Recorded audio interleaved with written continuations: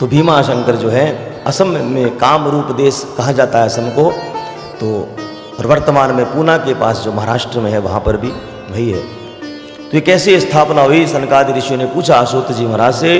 तो सूत जी महाराज कहने लगे कि भीम नामक एक दैत्य था जो भीमा नदी के पास में रहा करता था। भीम नामक एक दैत्य था और संयांचल पर्वत पर कुंभकर्ण की पत्नी करकटी नाम की एक राक्षसी रहा करती थी। ब्रह्मादि देवताओं ने युद्ध में इसके पति माता पिता की हत्या कर दी। हाँ, जब रामा अवतार काल हुआ उस समय कुंभकर्ण इधर से गुजर रहा था और वो इस राक्षसी पर मोहित हो गया। मोहित हुआ तो उसके प्रभाव से एक दैत्य उत्पन्न हो गया महाराज। क्या नाम था उसका? भीमा।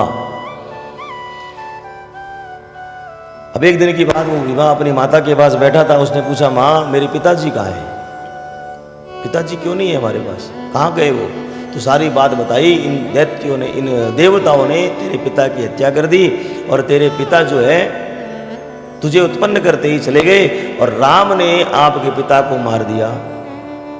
कुंभकर्ण को राम ने मारा ना। जब ऐसी बात सुनी तो वो क्रोध में भर करके कहने लगा, माँ मैं इन देवताओं को छोड़ूंगा नहीं।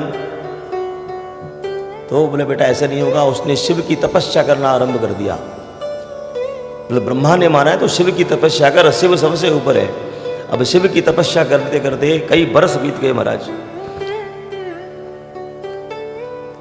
जब भगवान शिव उत्पन्न हुए तो आशीर्वाद दिया। तो इसने क्या किया, करकटी ने अपने पुत्र सहित क्या किया, समुद्र में शरण ले ली, समुद्र के बीचों बीच।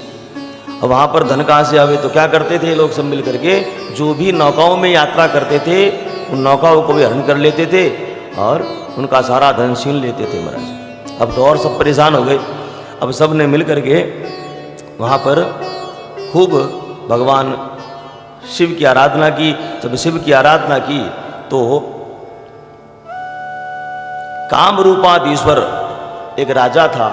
वो राजा उस राज्य में राज्य करता था। सब ने मिलकर मनुहार करी तो उस राजा ने आक्रमण कर दिया। तो उस राजा को भी पकड़ करके जेल में डाल दिया इन दैत्यों ने, इस भीमा ने और उसकी माँ ने। वो राजा भगवान शिव का बड़ा भक्त था। जब उसे पकड़ रहे थे तो अचानक से उसके दिमाग में क्या आया, कैसे ही करके उसने कुछ थोड़ी सी मिट्टी, थोड़ा सा जल गंगा का वो अपने साथ उस जेल में ले गया। भगवान शिव की पूजा करने के लिए क्या चाहिए, थोड़ी सी मिट्टी चाहिए, थोड़ा जल चाहिए। और उस जल, उस मिट्टी से भगवान शिव का आकार बनाकर जेल में ही भगवान शिव की पूजा करने लगा महाराज। बूंद बूंद से भगवान का अभिषेक करता था। अब जेल में जब अभिषेक किया, इतना अभिषेक किया भगवान शिव का कि भगवान शिव प्रसन्न हो गए महाराज।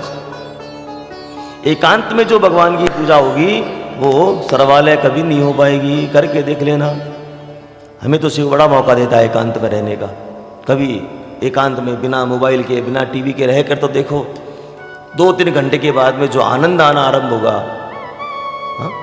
अब बिना अभ्यास की मत कर लेना, नहीं डिप्रेशन में आ जाओगे, तो कहाँ फंस गए, कहाँ जेल में आ गए हम, है ना। एकांत का आवास का मतलब क्या है, एक में सबका अंत, अपने आप को जानने का मौका है एकांत। एकांत में भगवान शिव की जब सेवा करी महाराज, भगवान शिव प्रकट हो गए महाराज। प्रकट होकर के पूछा, हे राजा क्या चाहते हो? कि महाराज मैं कुछ नहीं चाहता हूँ, प्रजा हाहाकार मचा रही है, इन दुष्टों ने आतंक मचा रखा है महाराज। भगवान शिव ने क्या किया, सारे दैत्यों का नाश किया और समुद्र के किनारे उस राजा को लेकर के आ गए। क्योंकि उस भीमा दैत्य को मारा था, इस कारण से भगवान भीमा शंकर नाम से वहाँ प्रसिद्ध हुए। लेकिन कामरूपाधीश्वर राजा के कारण उत्पन्न हुए थे। इस कारण से ये भेद है कि कामरूप देश में जो भीमा शंकर है वो है सही, या पूना में जो है वो सही है। तो हमारे लिए दोनों ही एक ही रूप में है।